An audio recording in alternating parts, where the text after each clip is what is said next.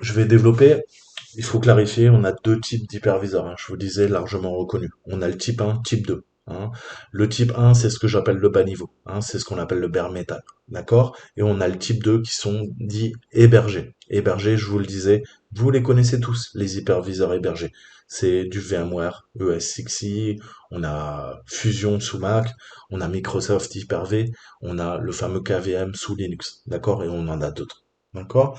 Donc un hyperviseur de type 2, c'est ceux que vous utilisez pour lancer vos VM, c'est ceux que vous utilisez pour faire de la mutualisation éventuellement chez si vous êtes, je sais pas, vous vendez des services infogérés, etc., etc. Des fois, même sur le cloud, on peut avoir aussi des hyperviseurs de type 2 hein, qui sont hébergés. Mais si vous êtes consciencieux, on préférera, pourquoi?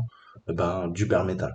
Hein, tout simplement parce que les appels se font directement à l'hyperviseur, donc vous allez gagner en performance. Hein. Au niveau de vos entrées-sorties, au niveau, il n'y aura pas une surcouche d'émulation, d'accord? De compartimentation. Donc c'est beaucoup plus sécurisé, c'est beaucoup plus performant d'avoir du bare metal, d'accord? Bien qu'avec le temps, on essaye d'aller toujours d'améliorer la performance. Et c'est vrai que les hyperviseurs de type 2 qu'on utilise aujourd'hui sont beaucoup plus performants qu'il y a 20 ans. D'accord? Ça s'est grandement amélioré. Mais la sécurité, n'oubliez pas que c'est pas parce que vous installez une VM que la VM ne peut pas attaquer l'hyperviseur que vous hébergez. Et si l'hyperviseur est corrompu et attaqué, que vous hébergez, qu'est-ce qu'il y a en fait? Si on réfléchit en termes d'architecture, il y a votre ordinateur. Votre ordinateur, c'est l'hôte. Ok? Ça peut être un Linux, ça peut être un Mac, ça peut être un Windows, et il héberge un hyperviseur de type 2. Hein, par exemple, moi, j'héberge du VMware, d'accord? Mais la VM peut attaquer l'hyperviseur, du coup, peut attaquer votre Windows, peut attaquer votre Linux, peut attaquer votre Mac. Hein. Ne soyez pas dupes, on a même des VM, hein, des preuves de concept, il y a moyen de faire du jailbreak. Hein, c'est ce principe. Tu me mets dans une prison, je vais essayer de m'échapper de la prison. D'accord? Alors je te fais des métaphores, mais c'est vraiment ça. Hein, le jailbreaking, vous savez que c'est ces techniques que vous devez apprendre d'ailleurs à vous échapper d'un conteneur Docker, de Kubernetes, ok? D'une session S3 bucket. D'accord? Essayez d'attaquer l'hyperviseur quand vous attaquez du cloud. Ok?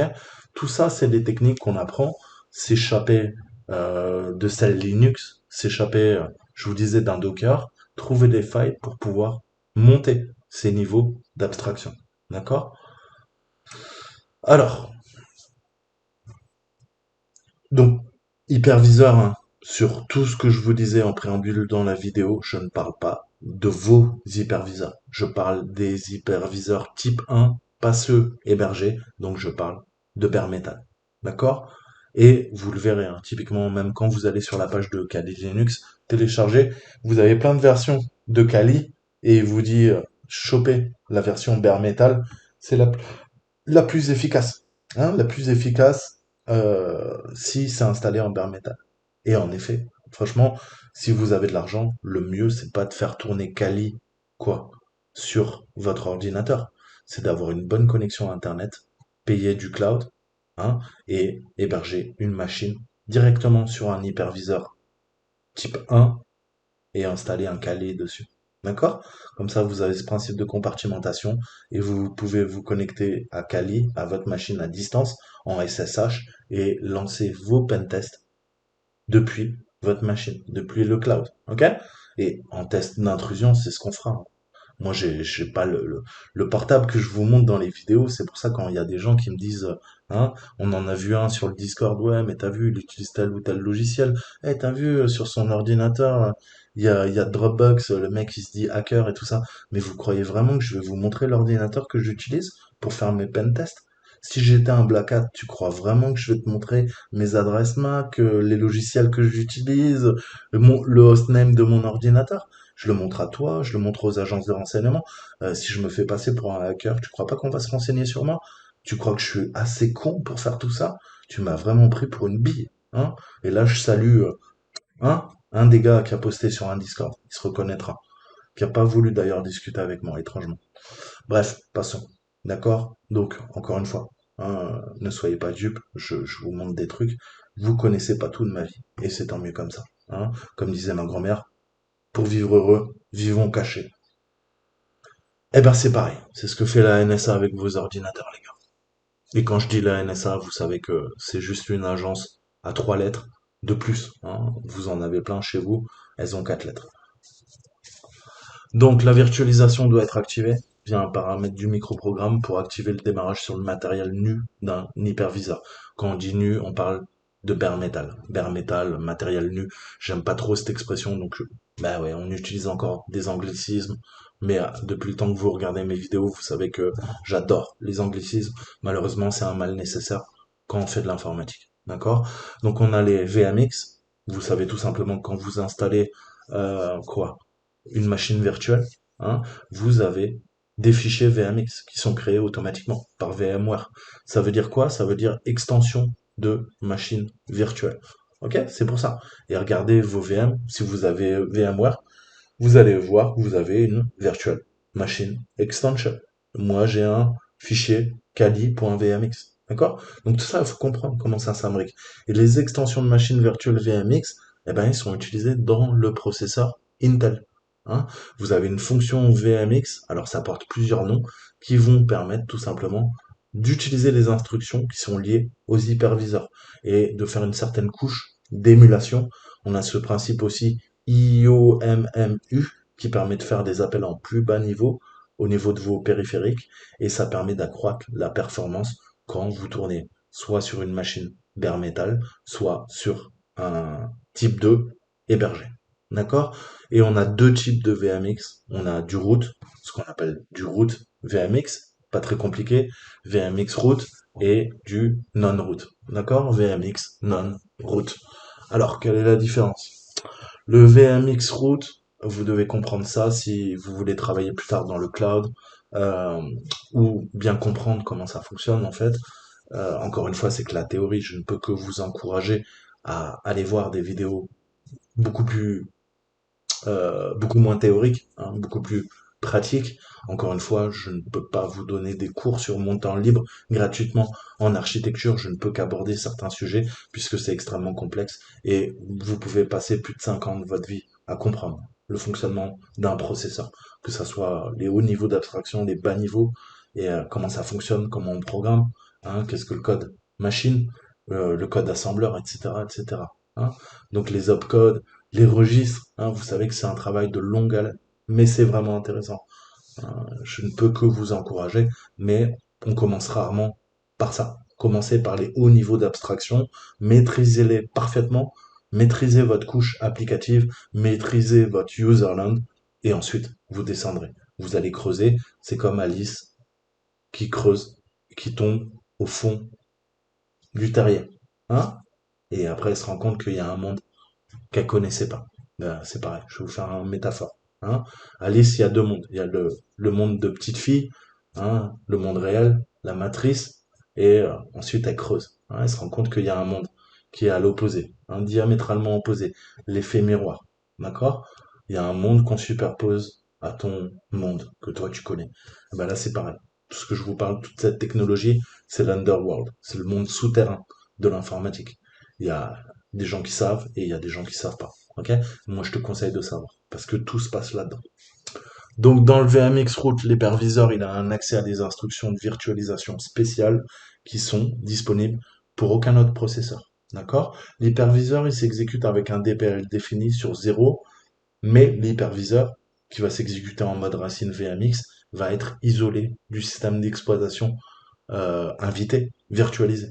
D'accord? Donc le noyau il s'exécute en mode VMX non racine dans son DPL virtuel également défini sur 0.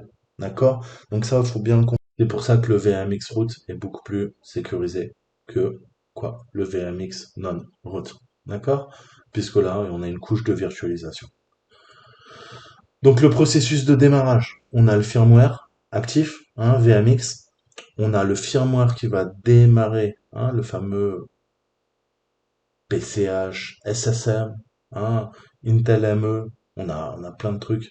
Mais grosso modo, le firmware UEFI va démarrer l'hyperviseur. il lui transmet le contrôle et il fonctionne en VMX route DPL0. L'hyperviseur ensuite démarre. Chaque noyau du système d'exploitation invité, hein, puisqu'on parle de cloud, vous savez que on a une machine physique qui va être à même de quoi? Ben, de faire tourner chaque noyau du système d'exploitation invité. Hein, il n'est pas rare dans des P-serveurs, dans des centres de données, d'avoir un processeur, avoir une machine physique avec généralement 2, 3, 4 processeurs, et chaque processeur a 64, 128 cœurs. Hein, et donc vous allez pouvoir héberger des milliers, hein, des centaines de machines en fonction de l'architecture de l'host et les virtualiser. D'accord? Mais vous voyez bien que c'est l'hyperviseur en fait. C'est comme ces principes de poupées russes. Vous avez plein de petites poupées russes, vous avez vos centaines de systèmes d'exploitation invités et ils sont impactés, encapsulés dans l'hyperviseur. L'hyperviseur lui-même reçoit les ordres du firmware. D'accord? Donc chaque invité va s'exécuter en VMX non-root, d'accord? Et le noyau de chaque système d'exploitation s'exécutant à son propre DPL 0 virtualisé. Chaque système d'exploitation invité va effectuer ses procédures de démarrage normal. Exactement comme quand vous lancez d'abord votre hôte, votre Windows, ensuite vous allez dans VirtualBox ou VMware, vous lancez VirtualBox ou VMware et vous chargez le fichier VMX de votre système d'exploitation. Moi, c'est Kali Linux et vous lancez, vous bootez le système d'exploitation comme si c'était une vraie machine, mais elle est virtuelle. D'accord? Donc ça, il faut bien le comprendre. Donc encore une fois, il s'agit d'un résumé extrêmement simplifié. Vous le savez, je ne me demandez pas des choses trop techniques, ça me dépasse avec mon petit cerveau. Je vulgarise, vous l'avez bien compris. Allez creuser, c'est vraiment intéressant. Donc voilà, grosso modo, l'exécution d'un hyperviseur bare metal. Il faut ajouter aussi euh, et clarifier certaines choses. Hein, les processus virtualisés ils s'exécutent avec le niveau de protection réelle du processeur qui est défini sur son DPL virtualisé. Donc il y a une vraie corrélation. Hein, je vous ai dit, on parle avec un DPL 0 virtualisé, donc bah, le vrai ring, il devra être également en ring 0. Donc l'hyperviseur et chaque noyau du système d'exploitation invité vont s'exécuter dans le ring 0. Ça, faut bien le comprendre. Toutefois, avec cette technologie de virtualisation de processeurs, ça empêche un système d'exploitation invité d'accéder à quoi? À l'espace mémoire de l'hyperviseur ou à l'espace mémoire d'un autre système d'exploitation invité. Et c'est tout le principe de compartimentation. D'accord? Les VM en théorie ne peuvent pas s'espionner. Encore une fois, on a des attaques. Et si les droits sont mal gérés, hein, les ACL, les ACE, eh ben, on a vu des fois des attaques de clients qui espionnaient d'autres clients. D'accord? Donc encore une fois, quand vous êtes sur une infra mutualisée et vous vendez par exemple du stockage, vous n'avez pas envie que votre client A puisse quoi? Attaquer la VM du client B et éventuellement lui voler des données, lancer une cyberattaque, exfiltrer des données, euh, faire de l'espionnage. Vous l'avez bien compris. Donc, c'est bientôt fini, on va s'arrêter là. C'est tout ce que j'avais à dire, mais il faut bien comprendre que l'hyperviseur est plus privilégié que le système d'exploitation invité, d'accord, qui s'exécute avec un DPL VMX non racine de 0. Le niveau de protection VMX root de l'hyperviseur est justement appelé ring-1, hein, qui est en réalité un VMX root DPL 0. Mais comme je vous ai dit quoi? Je vous ai dit que l'hyperviseur et chaque noyau du système d'exploitation invité vont s'exécuter en ring 0. Pourquoi? Eh ben, parce que un processus virtualisé s'exécute toujours avec le niveau de protection réel du processeur défini sur son DPL virtualisé. D'accord? Donc je sais, c'est déroutant, il y a beaucoup de détails. Si vous n'avez pas l'architecture en tête, ça doit être du chinois, j'imagine bien. Je vous rassure, la première fois que j'ai découvert tout ça, moi aussi, j'étais pantois. D'accord? Mais ce qu'il faut comprendre, c'est que l'hyperviseur fonctionne avec un niveau plus privilégié que le noyau des systèmes d'exploitation invités ring 0 et que ce niveau de privilège est appelé le ring -1. D'accord?